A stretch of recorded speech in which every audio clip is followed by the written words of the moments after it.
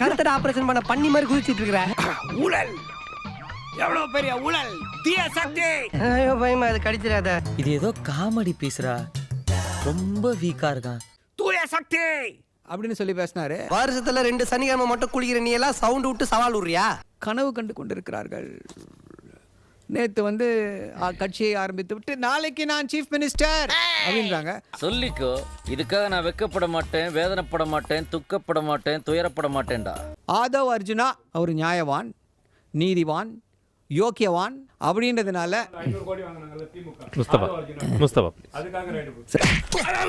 இப்ப அவன் கேட்டானா தேவையில்லாம அதை கொண்டாந்து எதுக்கு இல்ல சொல்லுற? புரியுது சார், உங்க பதட்டம் எனக்கு புரியுது. புரியுது.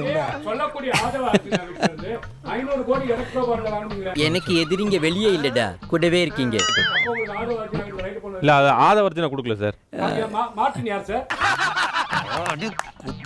உங்க குற்றச்சாட்டு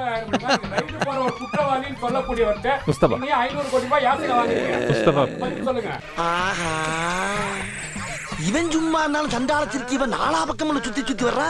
சொல்லக்கூடிய ஆதரவு 500 கோடி எலக்ட்ரோபால்ல வாங்குனீங்களே. இந்த பாரு, நீ என்ன பழி கொடுக்க பிளான் பண்ற நல்லா தெரிஞ்சு போச்சு. திமுக ஊழல் செய்திருக்கிறது. அப்ப 500 கோடி ரூபாய் எலக்டோரல் பாண்ட்ஸ் மூலம் கொடுத்தவர் யாரு? யோக்கிய சிகாமணியா? குச்சமே இல்ல.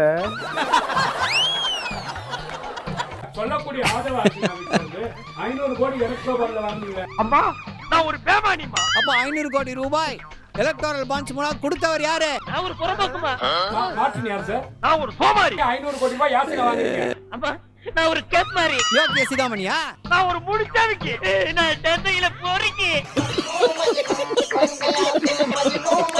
அமலாக்கத்துறை KN நேரு அவர்கள் மீது வழக்கு பதிவு சொல்லிட்டு கோர்ட்டே சொல்லிடுச்சு சார். டேய், இவன் வேற என்னை ரொம்ப டார்ச்சர் பண்றான்டா. அந்த வழக்கு பதிவு அமலாக்கத்துறை சொன்னனால அதை சொல்றேன். ஏற்கனவே அவர் பயந்துட்டு இருக்காரு, மேல மேல பயன்படுத்தி அவருக்கு பேதிக்கிதி ஆயிடுச்சுன்னா ஐயா, அதுதான் நான் சொல்றேன். உங்களுடைய குற்றச்சாட்டு திமுக ஒரு ஊழல் கட்சி, நாங்க தூய சக்தி அப்படின்றீங்களே. நீங்க யாருன்னு உங்களுக்கு நாட்டு மக்களுக்கு படம் போட்டு காண்பிக்கிறோம்.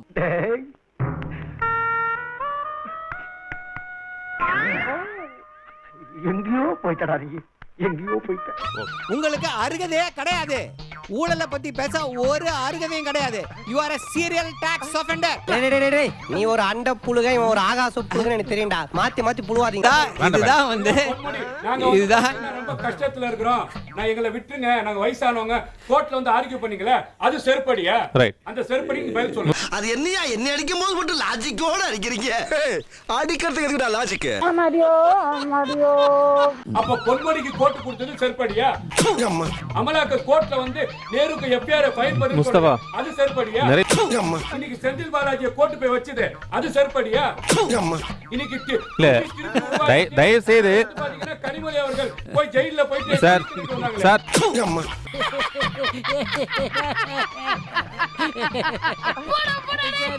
சபாஷ், சரியான போட்டி. 2021ல இருந்து இதே விஷயத்தை தான் பேசிட்டு இருக்காங்க. சட்டம் ஒழுங்கு சரியில்லை, தமிழ்நாட்டிலே சட்டம் ஒழுங்கு சரியில்லை, இப்படி ஆயிடுச்சு தெரியுமா, அப்படி ஆயிடுச்சு தெரியுமா அப்படின்னு சொல்லி பேசிக்கொண்டே இருப்பார்கள். மாப்பிள்ளை, நீங்க வரதுக்கு முன்னாடி இங்க என்ன நடந்ததுன்னு உங்களுக்கு தெரியவே தெரியாது. தெரியாது மாமா. விழாது மாப்பிள்ள. ஏன்? ஏன்னா இப்போ சவால் விடுற, திமுக ஆட்சியில சட்டம் ஒழுங்கு சரியில்லை என்று சொல்கிறார்கள். ஓட்ட ரெக்கார்டு மாதிரி சொன்னதே சொல்லிக்கிட்டு இருக்க மடப்பையில. நீ செய்ய ஆளுவு அறிவில்லையாடா உனக்கு? ஏதாவது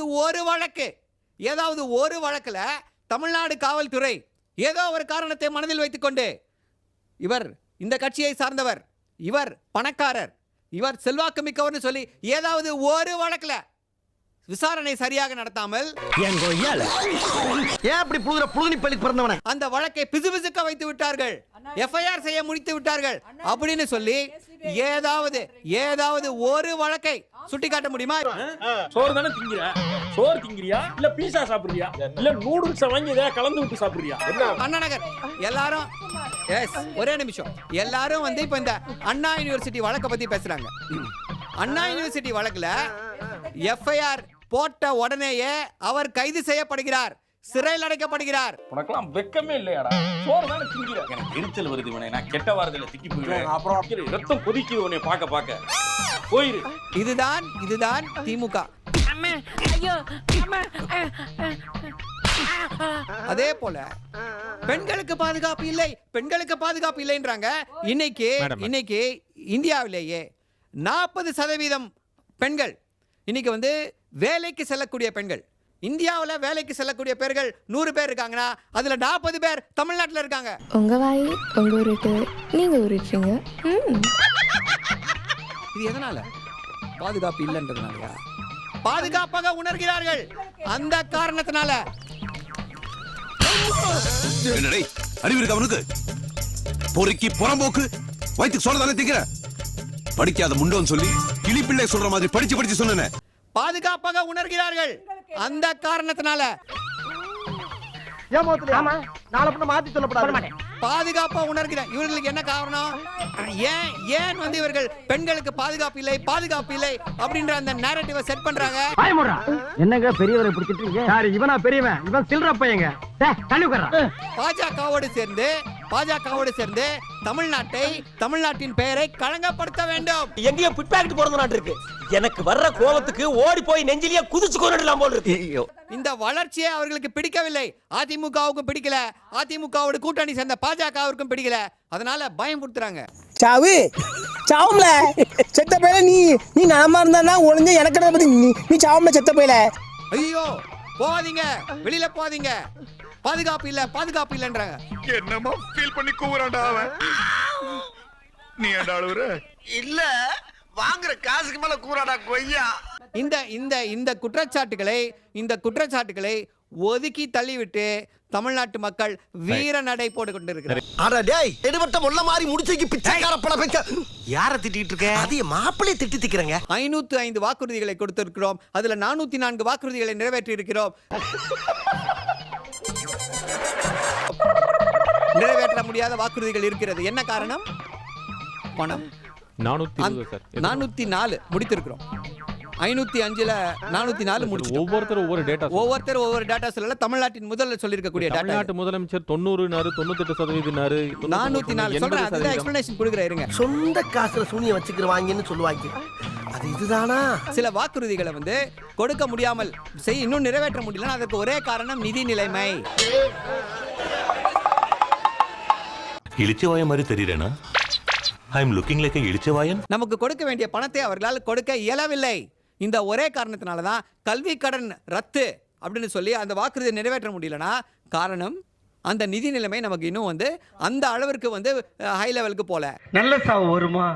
செத்த குளிப்பாட்ட தண்ணி கிடைக்குமாடா? பொணந்துக்கு உங்களை வண்டி கிடைக்குமாடா? I don't care. நம்முடைய growth பொருளாதார வளர்ச்சி சிறப்பான முறையில் இருக்கு. இந்த பொருளாதார வளர்ச்சி 11.19%. இந்தியாவுல யாருமே இப்படிப்பட்ட பொருளாதார வளர்ச்சியை எட்டவில்லை. யாருமே எட்டல. சார் 2 முறைன்னு சொல்றீங்க. ஒன்னு பொருளாதார வளர்ச்சி அதிகப்படியா வளர்ந்து கொண்டே வருகிறோம். இன்னொன்னு கடன் வளர்ச்சி. சாம்பார் ஆப் எனக்கு. 2 பக்கம் வளர்ந்து கொண்டே போகுது. நல்ல கேள்வி. இதுக்கு பதில் சொல்றேன். நல்ல கேள்வி. கடன் வாங்கி செலவு செய்கிறீர்கள் அப்படின்ற ஒரு பொய்யான குற்றச்சாட்டை சொல்கிறார்கள். வளர ஆரம்பிச்சிட்டனே. நாய் காட்டி கொடுக்காட்டாலும் என் வாய் காட்டி கொடுத்துட்டு போகுது. ஏன் இதை பொய்யான குற்றச்சாட்டுன்னு சொல்றேன் அப்படின்னா, கடன் வாங்கி இருக்கிறார்களா? ஆமா, 1000 ரூபாய் தான் சார் கடன் இருந்துச்சு. இன்னைக்கு 1 லட்சம் ரூபாய் கடன் இருக்கே சார், எப்படி சார்னு கேக்குறாங்க. நீங்க வாங்கும் போது உங்க சம்பளம் 10,000 ரூபாய். இப்போ எங்க சம்பளம் 10 லட்சம் ரூபாய்.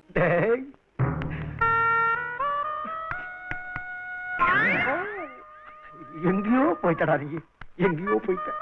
சோ நம்முடைய உள்நாட்டு உற்பத்தி ஜாஸ்தியாக நம்ம வந்து கடன், அதாவது 3% மேல கடன் வாங்க கூடாது அப்படின்னு சொல்லுது. தமிழ்நாட்டுடைய கடன் அந்த 3% தான் இருக்கு. எப்படி எல்லாம் சமாளிக்க வேண்டியதா இருக்குடா. ஐரா, அந்த ஆளு சொல்றது உண்மையா? இன்னும் அடுத்த 5 வருட காலத்துல இவை எல்லாமே கட்டுக்குள் கொண்டு வரப்படும். இந்த லட்சணத்துல ஒரு இன்னும் 5 வருஷம் ஆளணுமாமா? தமிழ்நாடு அப்படியே எழுதிடுவாங்க. பில்டிங் ஃபுல்லா எழுதிடுவாங்க. Karunanidhi hall, Karunanidhi cinema theatre, Karunanidhi platform, Karunanidhi கப்புசு, கருணாநிதி வந்து ஒண்ணுக்கு போற இடம் எல்லாம் மூத்தரம் இங்கே தேவை. கருணாநிதி இடம்.